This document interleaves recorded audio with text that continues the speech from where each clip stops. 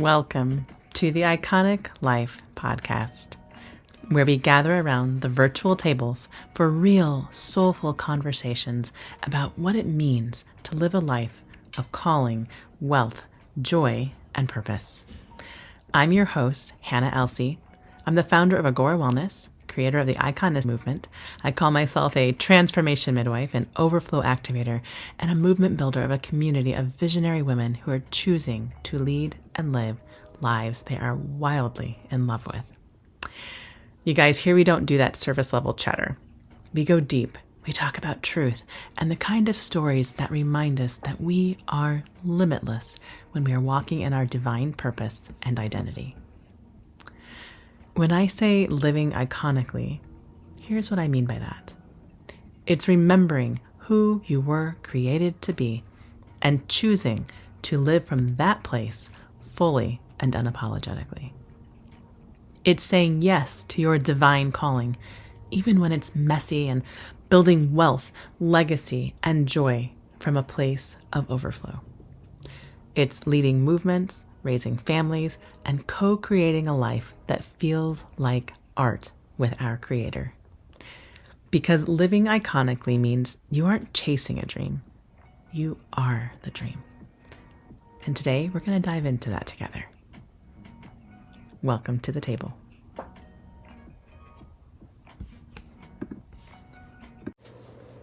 Hello, table of icons. Happy Monday.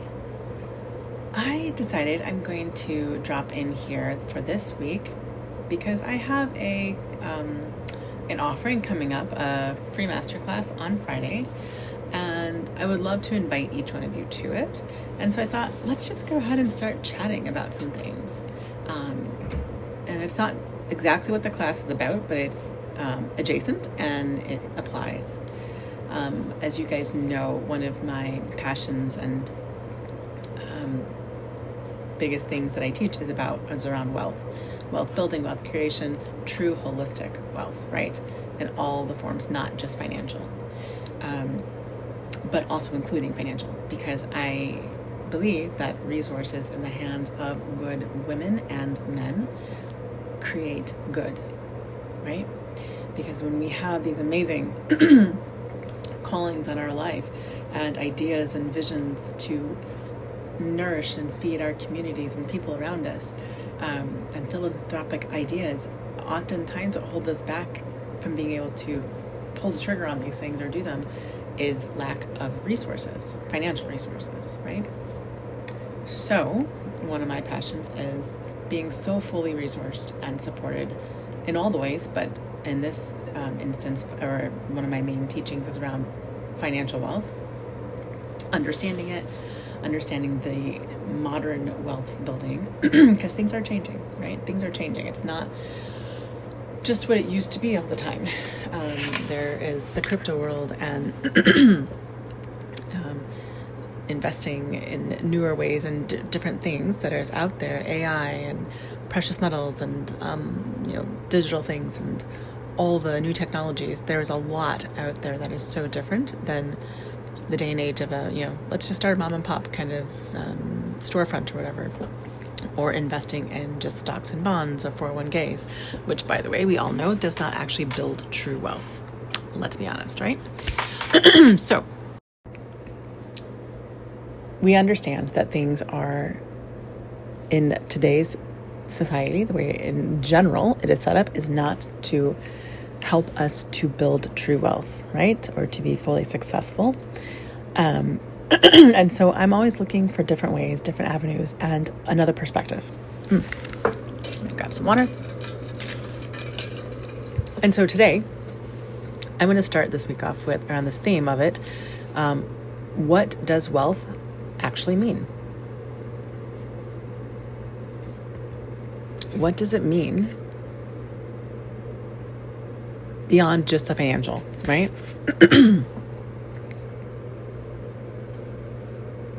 Like, yes, of course, wealth means having finances, having our bills paid, having, money to put food on the table. Like, I remember times in college when we were young, poor and broke, my first husband, CJ, and I distinctly remember times when I actually was hungry, right? I remember, because my husband, CJ at the time, he was working 2 jobs and finishing up school. I was working a job and in school, full-time, both those full-time. And I remember making dinner for him and, packing his lunch to go to his night job, because he worked nights and days and went to school full-time without a complaint. Like, that's what we did, because we were just doing the things, right? We were building a life. But I remember packing lunch and just like, okay, I was not, he didn't know this, but there was enough food for me to eat fully as well, right? So I remember times of being hungry, and I remember like the gifts, the miracles of like, it was a friend of my parents who sent a random, I don't believe in random or coincidences, but sent a gift, a monetary gift to us in a card in the mail, just saying, hey, just to help you buy some groceries. And literally that was the only money we had to buy groceries for that week. And so I understand the, like going down to the bare bones of your cabinets and your freezer and pulling out that mystery meat that was frozen in the back, defrosting it and making something edible out of it, because that's all we had, right? And then I also understand, or have experienced, the opposite, where I don't have to count my pennies or walk through the grocery store adding up everything and adjusting to make sure I keep the tax and as well, so that I have enough money to pay for my groceries once I get to the cash register, right? Because I definitely had that experience as a both as a child. I remember doing that with my mom and for myself. But then I also had the opposite, right, where we had worked and we got into a better place and we were able to buy groceries without, just based on desire, like what we wanted to eat that week, not based on what could we afford, beans and rice and bread and peanut butter, or hey, I want to have a steak this week. Let's get some steaks. That ribeye looks amazing, right? Okay, so I've had all the experiences of that, and I'm so grateful for both experiences because it taught me a lot. I think we get to truly appreciate the joy and exquisite pleasure of having a juicy bone-in ribeye when we've also had the distinct joy of being grateful for the mystery meat soup that we made to fill our bellies. So much gratitude for both experiences, right? But I am definitely looking for and calling in and accepting and celebrating the abundance, right? The ability to buy whatever I want, whenever I want, to be able to buy the organic, grass-fed, pasture-raised, local farmer procured grocery items, so that I can both support local businesses and feed my family the best, most nutritious foods that are not full of toxins without having to worry about being able to pay the rest of my bills. Yeah, that's where I'm going, and I'm so grateful for it. I distinctly remember there are things that money can help provide that also provide or give us experiences that are truly priceless. One of those being the year after CJ died, and it was me and our 5 kids who were 8 months to 9 years old at the time, so they were quite young babies, and we were all just trying to survive and find a new footing and create a new normal and find somehow, some way, some reason to have joy again. And my counselor at the time had encouraged us to pick something that brought joy that we could do, because and most of you know my story, but my husband died. He drowned while we were on family vacation, right? So in the middle of the most fun thing that we're having, the worst thing possible ever happened to us. And for us, any vacation or trip after that triggered a lot of anxiety and pain and fear for us for years. And it's still to this day, actually. I will sometimes even kind of like have to re-walk myself through being okay going on vacation, because the worst thing happened during the best time for us. And so we knew that for us, it was we had needed some, exposure therapy, right? So she encouraged us to find a vacation experience for us as we were coming up on the holidays. She's like, you want to try to find something new, a new experience for you and your family that's not just tied to the old traditions that you did with, your husband or your dad, so that we could find some new joy in the holidays, because there's our first one's coming up, because he passed in July. So this was a few months later. So we went to Disney, which is so interesting. Took the kids to Disney World because CJ had always wanted to go to Disney World. And for whatever reason, I had never wanted to. Like growing up, it was just never something I wanted. I thought it was like commercialized, too expensive, right? That's kind of the home I was raised in. So, okay. And or not a good space to be, because that's just, again, the home my family of origin, that was the home I was raised in. And again, nothing against them, but I had no desire to go to this expensive place. But CJ always had wanted to go. So when she brought this up, I immediately was like, oh, okay, that is what we're doing. Because that is what we need. We need something I called it our daddy trip. It was something he wanted, so we could feel like he was there with us, and hopefully it would bring a lot of joy, right? And I could go on and on about this experience, but it was truly one of the most magical trips for us, and we still talk about it to this day.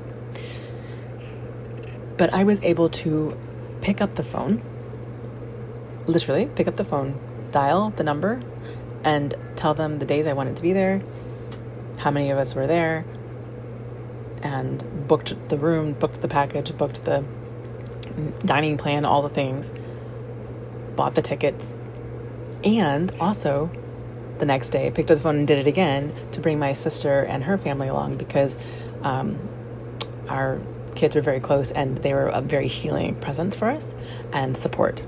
So I brought the entire group of us to Disney World that year, and we had the most healing, magical time.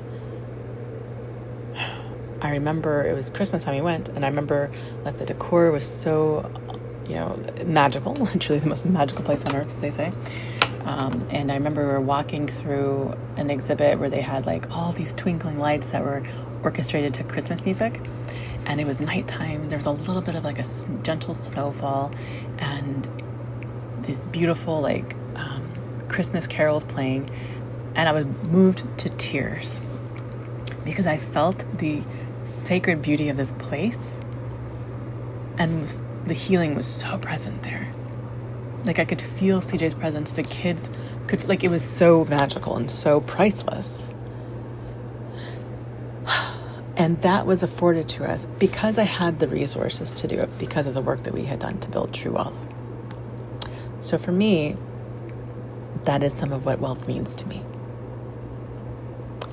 So my question for you guys is, I would love to know, what does wealth actually mean to you? And I'll drop this as the prompt under this here, because I know this is kind of a long voice note.